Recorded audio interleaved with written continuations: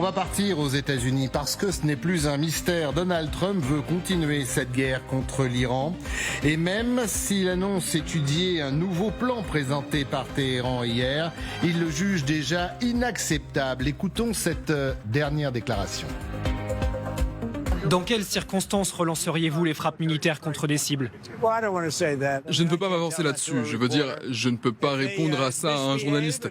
S'ils se comportent mal, s'ils font quelque chose de répréhensible, mais pour l'instant, on verra bien. Vous savez, c'est une possibilité qui pourrait certainement se présenter. Et quelques minutes après cette déclaration, c'est sur son réseau social que le président américain a maintenant décidé de se muer en justicier et de punir. Ce pays n'a pas encore payé un prix suffisamment élevé pour ce qu'il a fait subir à l'humanité et au monde au cours des 47 dernières années. Grégory Phillips, le ton a changé. Alors, on va regarder dans quelques instants une image. C'était une image qui avait été postée le 12 avril dernier de Donald Trump quand il se muait en Christ presque pour aller frapper le monde de ses foudres. C'est une nouvelle croisade. Il l'avait retiré. Il l'avait retiré après, quelques instants après. La colère notamment de son électorat catholique. On est dans un changement de ton pour Donald Trump. Oui, et on est toujours dans cette période où on se demande quelle décision Trump va prendre. Alors, très chers frères et sœurs, donc, je suis de l'Est à l'Ouest du centre, bonjour, bonsoir. Quand vous voyez tout ça, vous vous rendez compte tout simplement qu'en fait, ça plaît à ces médias mainstream, le jeu de Donald Trump, quoi. Ça leur plaît, ils trouvent toujours tournant, changement de ton et tout. Quel est le ton qui a changé entre vous et moi? Quel est le ton qui a changé depuis plus d'un mois? C'est Donald Trump. Donald Trump est allé jusqu'à dire qu'il va anéantir la civilisation perse. Qu'est-ce qu'il peut encore dire de plus pour qu'on dise que Donald Trump va changer de ton? Vous voyez comment on vous manipule. Et c'est pour ça que je dis laissez les enfants venir à moi. Et ne les laissez pas suivre ces personnes. Parce que si vous n'avez pas une mémoire, un moral haut et un cerveau déjà bien construit. Non, ces gens risquent de vous mettre... Et vous voyez comment on faisait ça à nos parents, à nos grands-parents depuis la nuit des temps. C'est-à-dire qu'en réalité, Donald Trump est dans son jeu de survivre, d'occuper l'espace médiatique. C'est-à-dire que l'Iran est devenu aujourd'hui pour lui un lieu d'occupation d'espace. Il aime ça, il aime s'exhiber. Donc, de temps en temps, il faut souffler le chaud, il faut souffler le froid. Mais il a déjà soufflé le chaud qui est beaucoup plus au sommet. Je ne vois pas ce que Donald Trump a encore dit à propos de l'Iran. Et je ne vois pas ce qu'il n'a pas encore fait. Parce qu'en fait, on a l'impression que non.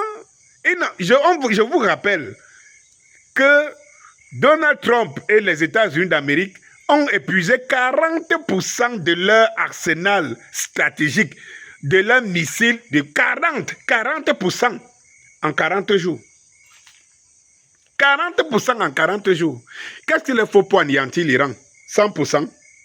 Mais allez-y donc. Et tout. En fait, vous vous rendez compte, vous vous rappelez quand Donald Trump venait de signer un cessez-le-feu de 2 semaines. Je vous avais dit que pour que les Américains repartent au bombardement, ça sera très compliqué. Je vous l'avais dit ici, non?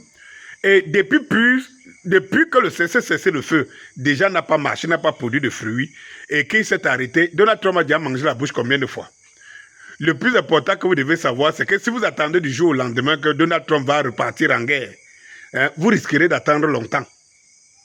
Et même, quand bien même ils en ont l'intention, ils disent qu'il faut cibler. Il faut cibler, il faut faire ça vite et rapide. Vous pensez qu'il y a une frappe rapide qui peut anéantir l'Iran? Vous pensez qu'il y a une frappe rapide qui peut anéantir un territoire qui est 3 fois, je ne sais pas combien de fois la France? Quelles sont ces frappes rapides et importantes? Lorsqu'on vous dit que les gars ont utilisé 40% de leur arsenal stratégique en quelques semaines, et l'Iran et les gens marchaient dans les rues, les gens manifestaient jusqu'aujourd'hui, les voitures roulent, tout le monde va à ses occupations et tout. Je ne dis pas qu'il n'y a rien eu. Il y a de la casse. Mais contrairement à ce qu'ils ont pensé. Et je vais vous rappeler une chose. Il n'y a pas quelque chose aujourd'hui que les Donald Trump ont dans leur gibecière de plus que ce qu'ils ont prévu au départ de cette guerre. Lorsqu'ils ont décidé d'engager, d'attaquer l'Iran, ils ont tout mis dans le package. Ils ont tout mis.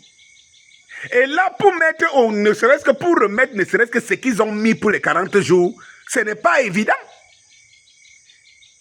Pour déjà savoir que ça pourra produire des effets mieux que ça.